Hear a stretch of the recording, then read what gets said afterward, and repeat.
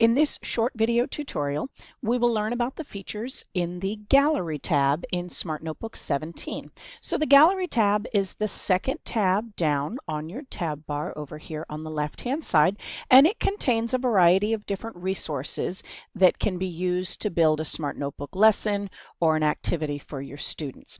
So when you click on your Gallery tab, this window that you see on the left-hand side of the screen will open for you, and at the top you'll see a variety of different folders as well as some online resources that you can access through your gallery.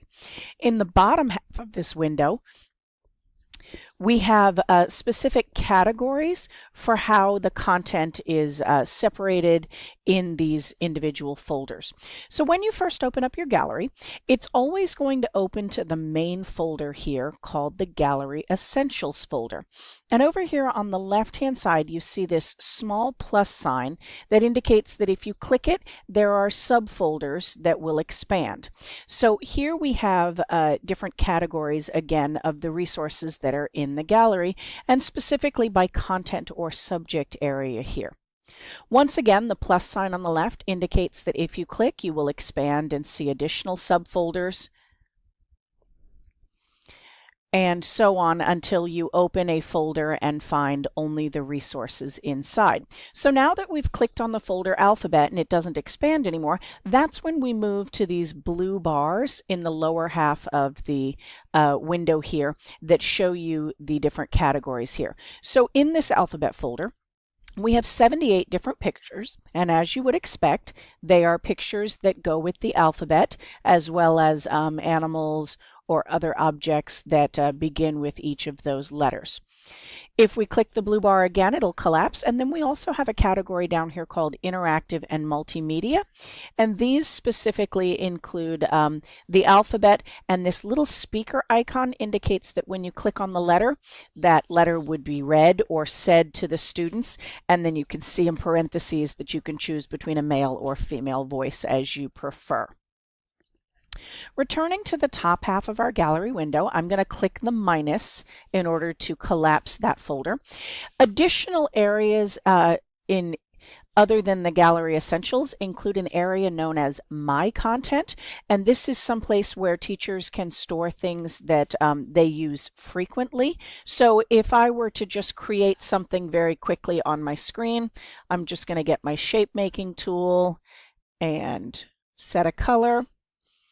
And if this were an object that I wanted to use frequently, I could add it to the My Content area, and that way I would be able to pull it out and use it in any notebook lesson. So there's a couple of different ways to add something to the My Content area, but the simplest way is to drag an item into My Content. And if you're going to do this, you'll want to uncheck this box down here in the left that says Auto Hide. So now that this window will not collapse when I click on my screen, I can click on this yellow oval that I've drawn, and I can drag it up to the My Content area and drop it, and it's now added to the Pictures category in My Content. And you'll see that I've added a variety of things here in the past, so I have to scroll in order to find what I just added.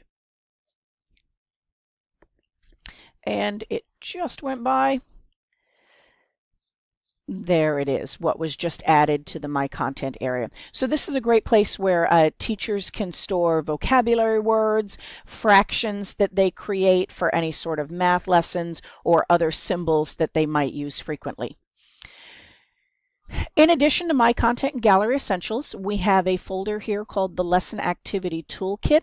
The Lesson Activity Toolkit contains many different game and activity items. Like you can see here on the screen, we've got some playing cards, and then there are options for buttons, arrows, stars, pointers, pull tabs. So anything that might be useful for the teachers to create an interactive lesson is here in the Lesson Activity Toolkit.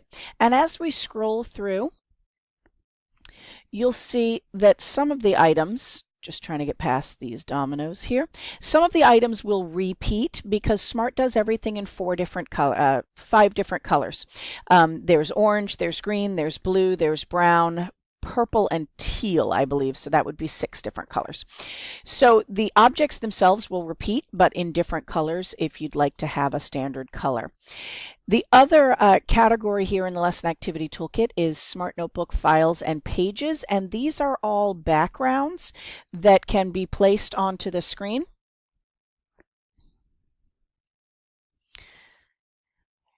And so the checkers move, but the board itself is wallpaper. It goes into the background. So moving from the Lesson Activity Toolkit, our next folder is the Lesson Activity Examples folder here. And in this one, just as the name of the folder implies, they have shown you examples of how some of these objects can be used to create an activity, like a click to reveal activity or an answer check. There's something called the color reveal method, fill in the blanks for the periodic table, and so on. So they're trying to share some lesson ideas for how you can use some of those interactives.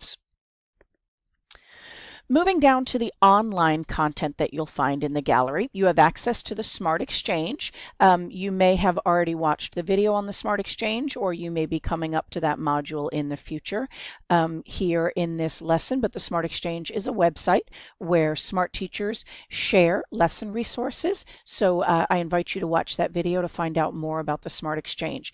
And then you can get online resources for the program known as Smart Amp. There is 3D content on Trimble's 3D Warehouse, as well as some online Smart Lab activities there as well. Okay, so thank you for watching this short video on the gallery.